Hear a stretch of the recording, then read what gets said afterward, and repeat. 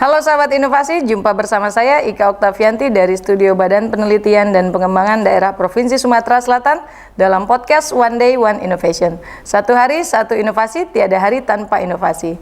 Sahabat inovasi, seperti yang kita ketahui, penyakit HIV atau AIDS itu merupakan penyakit yang sangat menular dan tidak bisa disembuhkan. Tetapi kita mempunyai cara lain untuk menanggulangi penyebarannya.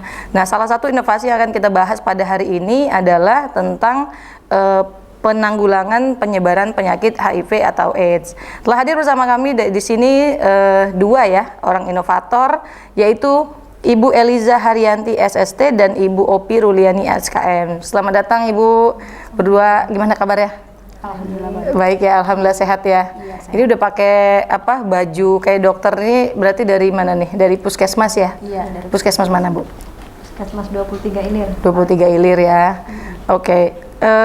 Hari ini inovasi yang bakal kita bahas adalah model namanya. Kayak nama makanan ya, atau nama ini Pragawati. Model yaitu mobile klinik di kawasan beresiko. Nah, bisa dijelaskan nggak nih apa sih itu model gitu? Siapa nih? Mbak Eliza dulu deh. Ya, kalau model itu dengan dari mobile klinik di kawasan beresiko, di mana kita melakukan pemeriksaan HIV dan IMS di tempat-tempat yang beresiko. Oke. Sih kalau intinya. Oke. Idenya tuh waktu mengusulkan model atau mobile klinik ini kayak gimana? Apakah melihat di sekitar itu banyak suspek ya? Atau gimana? Iya sih, salah satunya itu pertama kali itu puskes kami, Puskes 23 Ilir itu menjadi salah satu puskesmas rujukan untuk layanan HIV dan IMS. Kemudian karena banyaknya karena tempat kami itu merupakan salah satu spot untuk di Kota Palembang, itu salah satu spot untuk penyakit IMS dan HIV. Kemudian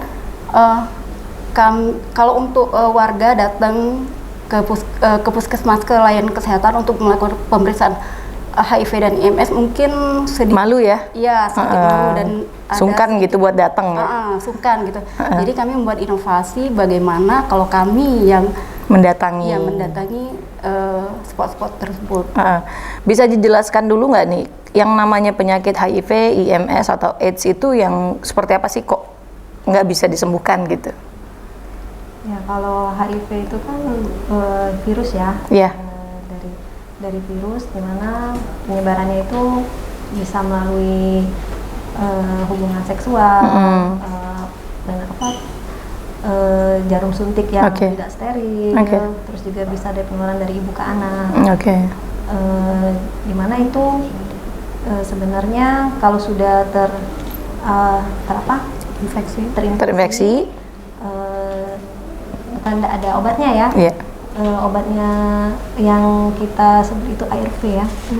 ARV itu menekan virus, menekan virus di dalam tubuh agar tidak banyak, karena sehingga daya tahan tubuh si penderita bisa lebih kuat ya. Lebih kuat sehingga tidak terjadi AIDS ya.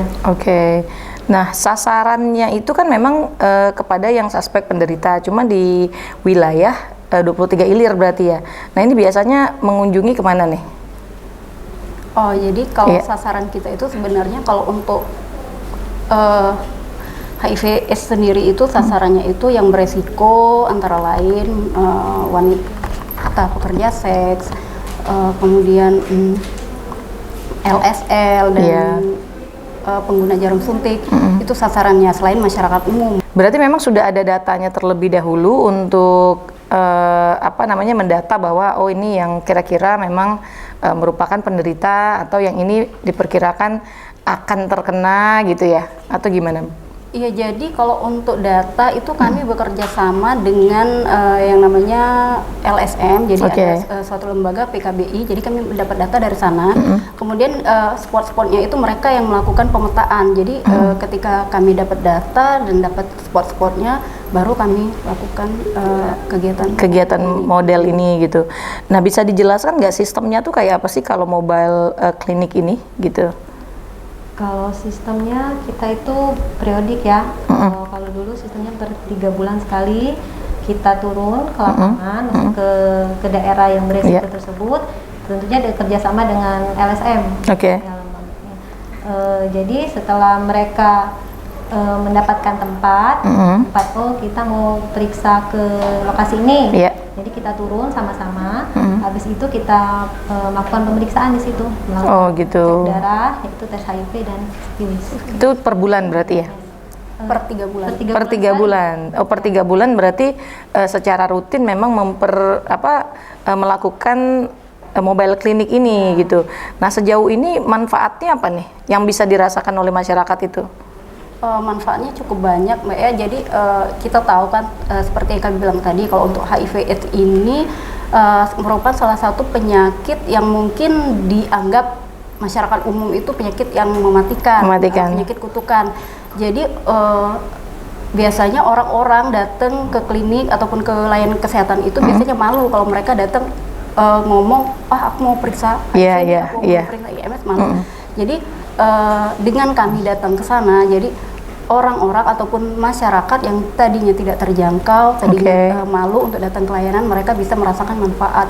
Paling tidak ketika kita periksa, mereka tahu lebih awal, lebih dini, pencegahannya juga bisa cepat ditanggulangi ya, biar nggak menyebar kemana-mana. Jadi si penderita yang memang sudah kita periksa tadi segera menangani mungkin dengan minum obat ataupun menghentikan kegiatan gitu ya. Jadi memang ada bentuk penyuluhan dan konselingnya juga di dalam pelayanan mobile klinik ini gitu ya. Kalau tantangannya apa nih? Hambatan atau tantangannya dalam menjalankan, udah berapa lama sih ini? 2010 ya. Iya. Oh, udah lama juga ya, udah hampir 11 tahun ya berarti ya. Ada nggak? Pasti ada dong kalau tantangan sama hambatannya gitu ya. Kalau tantangannya sih banyak.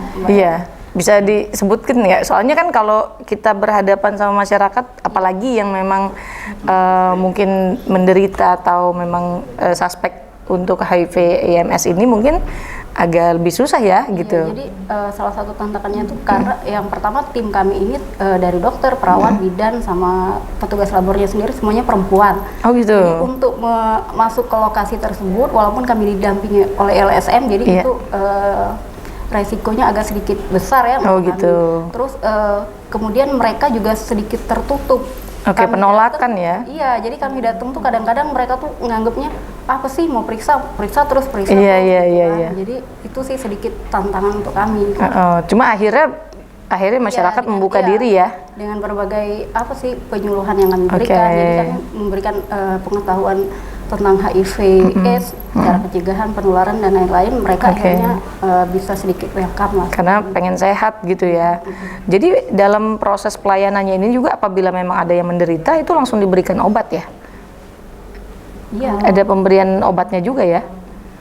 Oh gitu, itu gratis? Gratis semuanya. Oh gratis. Nah pelayanannya nih memang dari jam kerja atau memang extend di luar jam kerja juga? Kalau untuk yang mobile klinik biasanya kita di luar jam kerja, Mbak. Di luar jam kerja. Oh, jadi setelah jam kerja baru diadakan kegiatan. Berapa orang tuh timnya kalau sekali datang ke lokasi?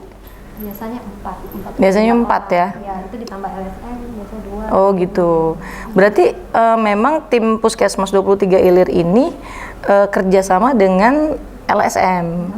Ada nggak selain itu yang stakeholder mungkin yang membantu mendukung program gitu? Oh, mungkin kalau sekarang kami menggerakkan kader, Mbak ya, kader kesehatan. Kader ya? Jadi ibu-ibu, kader-kader kesehatan yang peduli dengan kesehatan di lingkungan wilayah kerja kami. Jadi kami menggerakkan mereka. Oh gitu. Ada nggak pesan dan kesan untuk sahabat inovasi di rumah yang mungkin bisa bermanfaat ya? Jadi menginspirasi dengan adanya inovasi model ini, mungkin menginspirasi sahabat inovasi apa sih yang kita bisa perbuat untuk masyarakat gitu? Silakan Mbak Eliza dulu deh. Kalau pesan ya? Iya. Kalau pesan sih ya untuk masyarakat terutama yang beresiko sih untuk melakukan pemeriksaan HIV dan IMS secara dini sehingga bisa diketahui statusnya apakah bisa positif atau negatif dan terus kesannya apa dari Mbak Opi apa nih? Kalau pesannya sih kalau untuk masyarakat jadi jangan takut untuk memeriksakan diri ke layanan kesehatan. Jadi lebih cepat kita tahu penyakitnya, maka pengobatannya juga akan semakin lebih cepat ya, lebih cepat sehat juga ya. Ada yang mau disampaikan nggak dengan sahabat inovasi di rumah nih, atau kepada tim yang sudah mendukung program ini gitu? Tentunya ucapan terima kasih kepada wali kota, kepada kepala dinas kesehatan, ke kepala puskesmas, terus lintas sektoral seperti camat, lurah, terus staf-staf yang mendukung program ini berjalan dengan lancar. Harapan kedepannya untuk pengembangan program ini ada nggak? Dari misalnya model ini mau dikembangkan mungkin lebih besar lagi, karena ini udah 11 tahun ya. Jadi mungkin kedepannya pengen seperti apa nih? Atau ada inovasi lainnya? Mungkin kalau harapannya lebih ke prasarana dan sarana kami, Mbak. Jadi untuk sarana dan prasarana kami mungkin untuk bisa lebih ditingkatkan, terutama untuk obat-obatan ya. Jadi memang masih ada kekurangan ya untuk support dari obat-obatan ya. Mudah-mudahan kedepannya lebih berjalan lancar dan banyak masyarakat yang bisa dibantu dan lebih bermanfaat ya. Terima kasih Mbak Eliza sama Mbak Opi sudah datang nih, udah berbagi informasi tentang inovasinya. Sahabat inovasi, ini salah satu bukti inovasi yang bisa memiliki dampak manfaat yang sangat besar bagi masyarakat. Tidak hanya masyarakat yang secara umum, tetapi masyarakat yang memang membutuhkan pelayanan kesehatan dari kita. Tetap ingat kita punya jurus 4S, yaitu setiap orang adalah inovator, setiap masalah bisa menjadi peluang inovasi, setiap solusi harus sinergi, dan setiap inovasi harus konkret hasilnya. Bertemu lagi dengan kami di podcast One Day One Innovation selanjutnya. Salam inovasi.